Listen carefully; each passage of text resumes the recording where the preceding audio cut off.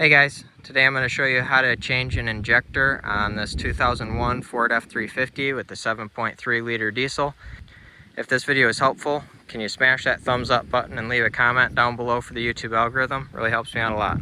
First we're going to undo this clamp that's on here, and we can pull this hose off here and swing this out of the way. Next we're going to remove this boost tube here, so we're going to undo this clamp right here, and then there's either a clamp right there or a clamp right there that you can undo. It doesn't matter which one, and then you'll be able to pull this boost tube right out. Next we're just going to move these coolant hoses out of the way. They're just going to kind of flop out of the way here. You can try to zip tie them out of the way if you want, or whatever, because they can flop back down. Then we just need to unbolt the valve cover here. So there's a couple of studs here to do, and then there's bolts all the way around. There's a stud right down here that holds your dipstick tube on, and then you've got bolts down here and along the back side there, and one in the back side.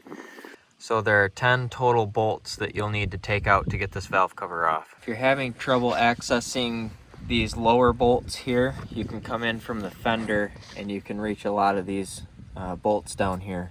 Okay, now you can take your valve cover, lift it up. You want to slide it back there over top of the turbo exhaust pipe, and then you can lift it up over and pull it right out.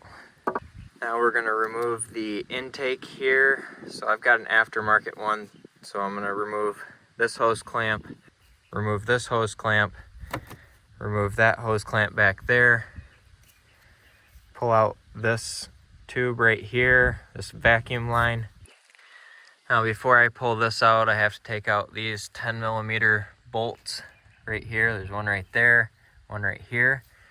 But to get a little easier access, we're going to pull the boost tube out first. So we're going to take off this clamp here, and then down here you can either take off this clamp or this clamp, whichever is more convenient for you. Now you can pull your boost tube off here and from down there, and this is basically just going to pull back up and out. Now we have easy access to these 8mm bolts right there. Now we're going to lift the intake tube off from this tube fitting right down here, and we can pull this right out. Now we've got a 10mm bolt right here holding this connector together, so we're going to loosen this bolt and pull this connector apart. Now again, we have 10 13mm bolts all around the valve cover. There are some studs right here and right here that you may need to take nuts off from first and take the studs out, just like you did on the oil dipstick stud there. There are 10 of them all around the valve cover here. Now we can lift this valve cover right up and out.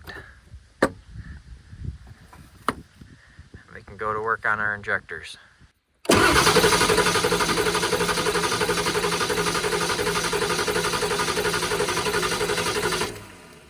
We're going to take these plugs out. There's two of them, one right here, and then the other one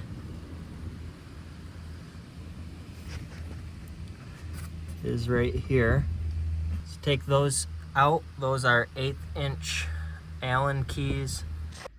Taking these plugs out allows oil to drain out of the head, so that when you pull the injector out, you don't fill up the cylinders with oil. Now to take our injector out, we need to first remove this 5mm screw right here holding on the ejector tube right here. You're just removing this just so we don't break it off. I'll have them linked down in the description in case you do break one for some reason. But first we're going to take this out so we can remove this, and then we will unplug our pigtail right here. You just pull that back and unplug it. Now we're going to remove this 8mm screw right there. Now we can push up and back on this right here. We're just trying to lift this clip here, I guess you could call it, up above this other 8mm bolt here. That way it'll lift past and pull out. We're also going to pry on it. So I've got a 1/2-inch wrench here that I'm just going to lift up the valve cover here, slide underneath the wiring harness right there, and then underneath that clip there. And then I'm just going to take the hammer while holding down on the wrench and then just hit the top of the wrench here, and that'll pop that injector right out.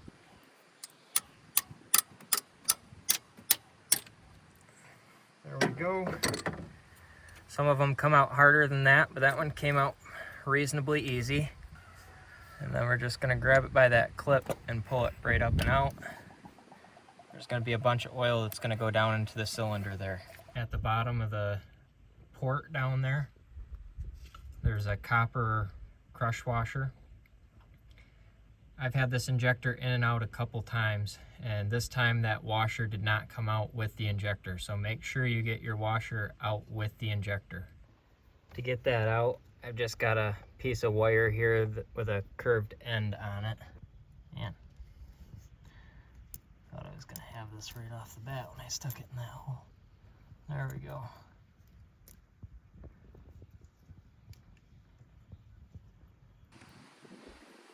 Now we're just going to slide our new or rebuilt or junkyard, whatever you got, injector back in here. Get it set in there like that and hit it with your palm. Get yourself a rubber mallet or a wooden block with a hammer.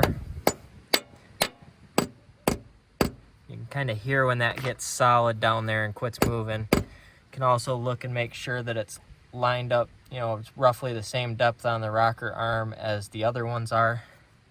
Now we're going to slide this bracket here back under this side right here underneath that bolt, and then we're going to put our bolt back in. At this point it's pretty much basic reassembly. You know, you can do your other 7 if you need to. The one thing I'll let you know is that I've read that the 8th injector back here is a different injector from the other 7. You don't need to He-Man this bolt back in. Honestly, like a 1/4-inch drive ratchet is fine to tighten this up. But get it snug, and then hit it with the hammer again. See if it needs to be snugged up again. If it does, hit it with the hammer again, then snug it again. When you've got it back together, you need to roll the engine over with a ratchet down on the crank pulley. And that just gets any of the oil that ran down in the cylinders, works that cylinder out. You might get some spots that just lock up, back up, then go back forward again, back up, go forward, until you can get the engine to roll over freely by hand. It's a 15/16. You can hit spots like this where it will just about stop. You want to make sure you can roll this all the way over multiple times by hand without coming into any resistance, so to speak. Once you've done with this, you're ready to go start your truck. Hopefully it starts up for you. If this video is helpful, smash that thumbs up button. Leave a comment down below for the YouTube algorithm. Thank you for watching and have a good one. Little rough, little smoky. When it started, this is the first time this truck was run in a year.